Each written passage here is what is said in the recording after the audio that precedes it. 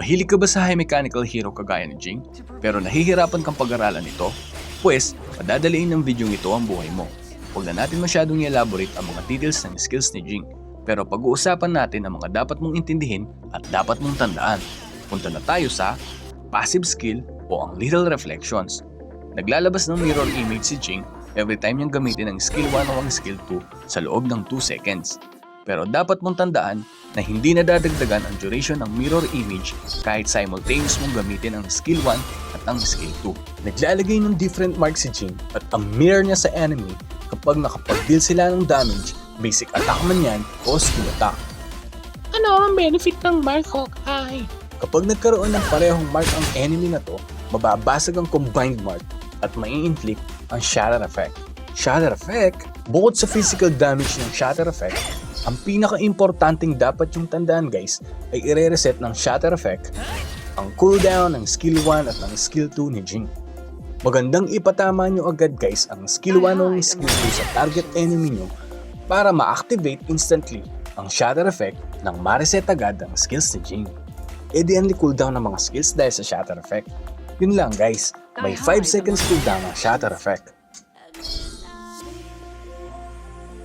Meaning, kahit mag-change target ka pa, hindi mare-reset ang cooldown ng skills mo as long as na nasa cooldown duration ang shatter effect ni Jing. E paano man nagagawa yung sunod-sunod na combo ni Jing? To? Since practice mode ito, pwede ko kasing tanggalin yung cooldown ng mga skills ko kaya ako nagagawa yung combo. Pero guys, pwede mong gawin to as exercise para fast hand. So 5 seconds cooldown talaga ang shatter effect. Since natanong mo yan, unahin muna natin ang skill 3 o ang mirror domain. Once na binuksan ni Jing ang mirror domain, ang dating 5 seconds cooldown ng shatter effect ay magiging 2 seconds na. For as long as na nasa loob siya ng mirror domain syempre. Tas kung napansin nyo kanina guys, immune si Jing sa crowd control during opening dash ng mirror domain. Plus, may kakayahan si Jing na knockback ang mga opponent na nasa path ng opening dash. Originally 2 seconds duration ang mirror sa skill 1 at skill 2, mawawala naman to ng duration sa loob ng mirror vortex ni Jing. Meaning, mawawala lang ang mirror image ni Jing kapag natapos na ang duration ng mirror vortex sa loob ng 10 seconds. Then, kukopyahin ng mirror image ni Jing ang lahat ng movement o skills na gagawin mo sa half side ng mirror vortex. Kahit nga magsasayaw ka pa dyan, kagaya ni Daji, gagayahin ka ng mirror image ni Jing. Ngayon, since may 2 sides ang mirror vortex ni Jing, ang skill 3 button ay magiging switch mode, na kung saan magdadash ang dalawa papunta sa posisyon ng isa't isa. Yun nga lang guys, may fixed cooldown itong 1.5 seconds. Meaning, kahit mag-build ka ng sangkaterbang items na may mga CD reduction, guys, wa-effect.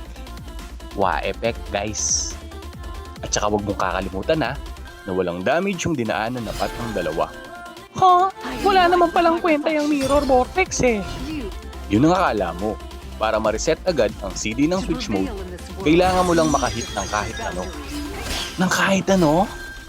Oo, mapa-enemy hero, minion, monster, o kahit nga yung tower pwede. Pati tower? Oo. Basta nakashoot sa mirror vortex. Ginagawa? Actually, merong 2 types of hit ang pwede mong gawin para ma-reset ang CD ng switch mode. Una, normalan guys. Ayan o, normalan. Pangalawa, habang nasa ere ka, pwede mong itap agad ang basic attack or yung skill button. Basta kailangan guys, after ng pag-tap mo ng switch mode, pindutin mo na agad either basic attack or skills button. Huwag ka mag-alala dahil mare-register yan na natap mo in advance. May delay lang sa visuals kasi nga lulundag muna siya bago niya ma-perform yung next na tinap mo. Meaning, ang source of damage ni Jing ay nasa basic attack at skills pa rin niya. At huwag mong kakalimutan na habang nasa ere si Jing ay may HP recovery si Jing every 0.05 second. Meaning, kung long distance ang pag-switch mo, mas marami ang mare-recover mong HP compare sa short distance. at may 30% damage reduction si Jing habang nasa ere siya. Muntik ko na namang makalimutan guys. Mas mataas ang damage na kayang i-inflict ni Jing at ang ng mirror niya kapag mas malayo ang distance nila sa isa't isa. Ngayon, kung mapapansin mo tong mga suksok na to, once na may na-hit si Jing o ang mirror niya either basic attack or skill, ay titirahin ng pinakamalapit na suksok mula kay Jing ang na-hit mong target. Take note lang guys yung pinakamalapit lang sa original na Jing ang maa-activate at hindi maa-activate ang malapit sa shard mula sa mirror niya. Tas ang tinamaan ng shard ay madadamage ng equal sa 2% HP loss niya. Although maliit ito, pero pag tumama lahat ang mga suksok niya, alam mo na 'di ba? Gets mo na yan guys.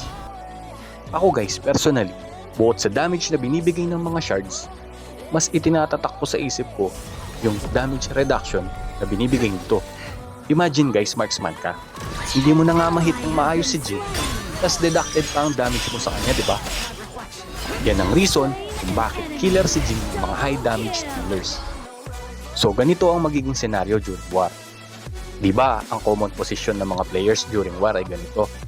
Nasa front ang mga frontliner, tas nakatago ang mga damage dealers sa palda ng mga bodybuilder, tama? So ang mainam na pwede mong gawin, inakback mo ang mga bodybuilder, tas diretso ka sa nagtatagong food trip mo para ma-activate ang damage reduction. Tas switch agad pabalik sa half side ng vortex. Then, gagawin mong taga-reset ng CD ang mga bodybuilder para balikan mo ang food trip mo at i-deal ang iyong final blow. Iyan ang common na paggamit ng Jing. Speaking of final blow, dyan natin pag-uusapan ngayon ang Skill 1 o ang Reflective Assault. Guys, self-explanatory na lang siguro ito, di ba? May dash, may movement speed reduction, at enhance ang next basic attack after mong nag-Reflective Assault. Pero, ito ang dapat mong tandaan. Ang Reflective Assault ang main source of damage ni Jing. Hindi ko naman sinasabi na walang damage yung ibang skill. Pero ito kasing skill 1 ang pinaka-killing blow na meron si Jing. Pwede mong abusuhin yung isa sa effect ng passive skill niya na tuwing mas malayo si Jing sa mirror niya ay mas mataas ang mai-inflict niyang damage. Ito pa guys, applicable din yung smite sa mirror image ni Jing. Sa skill 2 naman o ang Shattered Illusions, dito naman, ang dapat mo lang naman tandaan ay meron itong movement speed, damage, syempre, at ang pinaka-importante sa skill na to ay ang recovery ability nito, na kung saan, mas mataas ang recovery rate niya kapag multiple enemies ang natamaan ng Shattered Illusions compared sa single enemy lang. Sa totoo lang guys, ilang beses na ako na-save ng skill na to, plus, nakaka-kill pa. Personally guys, inaabuso ko naman sa skill na to ay yung movement speed na meron ito. As in, madalas kong gamitin ang skill na to kasi syempre napaka-importante ng mobility sa isang jungler, tama?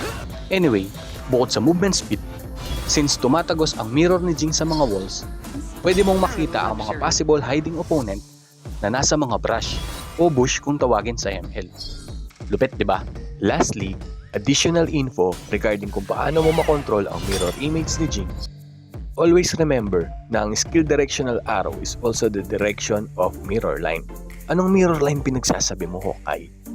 Sa physics kasi guys, meron tayong tinatawag na mirror line between the original world versus sa reflected world. Meaning, kung parallel towards in front of Jing ang directional arrow mo, ang mirror image ni Jing ay ganito ang magiging behavior. If 90 degrees naman from where Jing is facing, ay ganito ang magiging behavior niya.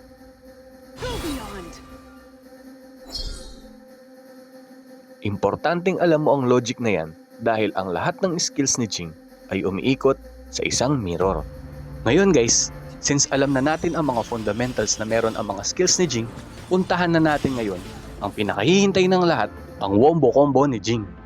Guys, inalughog ko ang library ng Honor of Kings at nakita ko ang textbook ng mga combo ni Jing. Ayan o, sa isip ko guys, sinong sirang gulong ang magme-memorize ng ganyang pagkadami-raming combo? Kung na-stun ka niyan habang kinukumpleto mo. Diba guys? Hindi realistic na magawa mo yan in actual game. Kasi there are millions of situations for every scenarios na pwedeng mangyari in a single game, tama? Anyway, these are just examples lang naman din kasi. Plus, parang theory or idea lang naman ang listahan na yan. at naiintindihan yan ni Hawkeye. Ang gagawin natin ngayon, isi-simplify natin ang mga combo na yan into chains as a chainer player, gaya ko. Magkaiba kasi ang player na comboer at ang isang chainer. Balikan natin ngayon ang sangkaterbang combo ni Jing. Kung mapapansin nyo guys, lahat ng combo na yan ay laging may fixed na short combo o ang tinatawag na chains. Actually guys, yan lang naman ang dapat mong i-master talaga na fixed combo ni Jing. Akala ko ba chain? Oo, pero combo pa rin yan. Magiging chain yan kapag chinain or nilink natin yan to other fixed combo. I see. So ibig sabihin, kung yung fixed na short combo or chain, nilink ko sa ibang fixed na short combo or chain, tawag doon is chaining. Tama. Chainer ka na ngayon. Gets? Focus na tayo ngayon kay Jing. Since may paulit-ulit na chains ang kada combo na to, kukunin natin ngayon ang chain na yan at ilalagay natin sa ating power arsenal. Siyempre, may mga natitira pa guys oh. Dami pa. So, itong mga chains na nasa unahan naman ay ilalagay natin sa ating setup arsenal. Ilan pa ba yan? Ito ding 1B na to lagay natin sa power arsenal. Ito naman guys, delete na lang natin to. Ilang beses na ako namatay sa combo na yan. Pero, pwede nyo idagdag sa personal arsenal nyo yan ah. Actually, powerful din yan. Ang kaso, hindi to swak sa playstyle ko. May pagka-ninja kasi ako. Gusto ko puro lundag, blink or dash ang mga ganun. Ayan, tas kung mapapansin nyo guys, laging may basic attack after ng skill 1. Kasi nga, di ba, may enhanced basic attack after mong nag-skill 1, tama?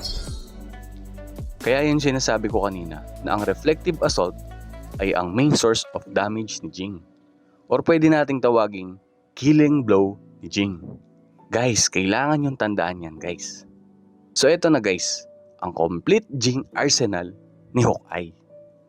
Eh di mas madali. Guys, yan ang thinking na sikreto ng mga high points na hindi alam ng karamihan. Kaya isi-share ko lahat ng mga natutunan ko along the run ng gaming career ko sa inyo. Kasi guys, medyo nakakaano mang isipin guys, pero napapansin ko na rin kasi sa daliri ko na nagde-decline na yung mga performance nila. Tumatanda na rin kasi ako guys. Actually, isa yung mga pinagpaguran kong pag-study ng kada angle na meron ng isang game kung hindi ko man lang mai-share sa iba, di ba?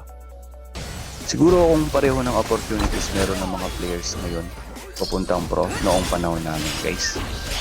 Malamang pinus ko ang sarili ko na maging isang pro player noong araw.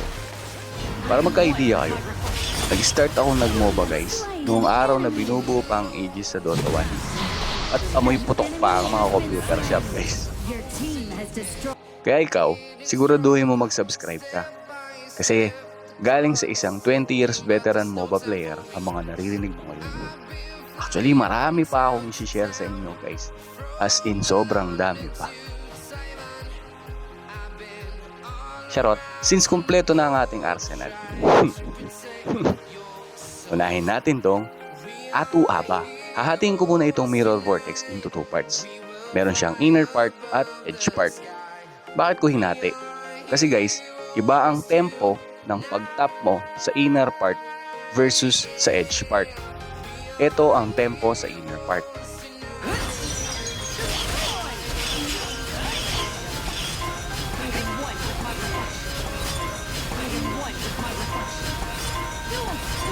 Ito naman ang sa edge part.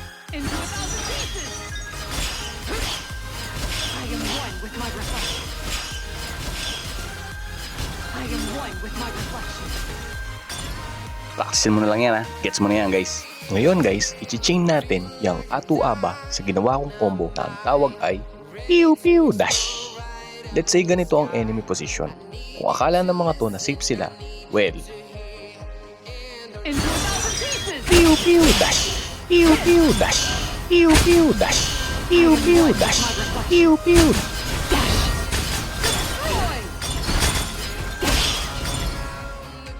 Ito pa, example, nasa labas ng Mirror Vortex yung damage dealer nila. Dito na natin i-chain yung Atu Aba sa isa pang chain na ang Awan Ba o ang Killing Blow. Tatawagin naman natin itong Pew Pew Yari Ka. Pew pew! Pew pew! Pew! Puntahan naman natin ngayon ang mga setup sa arsenal natin. Actually guys, ang dapat mo lang naman i-consider sa pag-setup mo ng Mirror Vortex ay yung surroundings mo. Given na siguro na alam mo na yung knockback effect kasi tinakil na natin kanina yan. Anyway, kapag nilapag mo na yung Vortex, dapat aware ka na makakapag-combo ka sa nilapagan mong Vortex. Di mo naman siguro gagawin ito, no? Tignan mo naman, kalahati ng Vortex mo, puro wall. Ano yan, iuuntog mo ulo ni Jing sa batong yan? Gets mo na yan. Speaking of wall, may mga walls na pwede mong gawing advantage. Gaya ng ginawa ko dito. Meaning, kailangan mong gandahan yung setup mo. Kasi guys, kung magaling kang mag-setup, ay nako, ewan ko na lang kung mapatay ka pa nila. Kasi guys, ang mga walls, hindi lang display ang mga yan. Ginagamit yan as an advantage. Kung napanood mo na yung Shangguan Easy Combo tutorial ko, mapapanood mo sa bandang huling part niyan kung paano ko gamitin ang mga walls as an advantage. Lastly, idagdag mo na lang ito sa arsenal mo. Magandang gamitin yan ang regen ng HP. Tapos itong 1x1 killing blow yan guys. Sobrang sakit yan. Ang final tip ko sa inyo sa paggamit kay Jing, since alam mo na pwede mo i-chain ang mga combo na meron si Jing during war, tandaan mo na hanggang 2 times mo lang gagamitin ang atuha pa kasi may konting CD na mangyayari. Tapos aabang ka ngayon para i-unleash ang healing blow mo, which is the awan ba. Guys, sobrang dami ng pwede mong gawin na combinations ni Jing. Yung mga nilagay ko dyan ay magiging tulay mo lang to master Jing. Siyempre, ikaw na gumawa ng mga pasoks na combinations sa playstyle mo. Ang akin lang sana nakatulong ako sa early stage ng Jing journey mo. Kung nabitin ka, pwede mong panoorin tong next video ko kung paano ko ginamit si Jing sa actual rank game. Hard game yan guys, solid.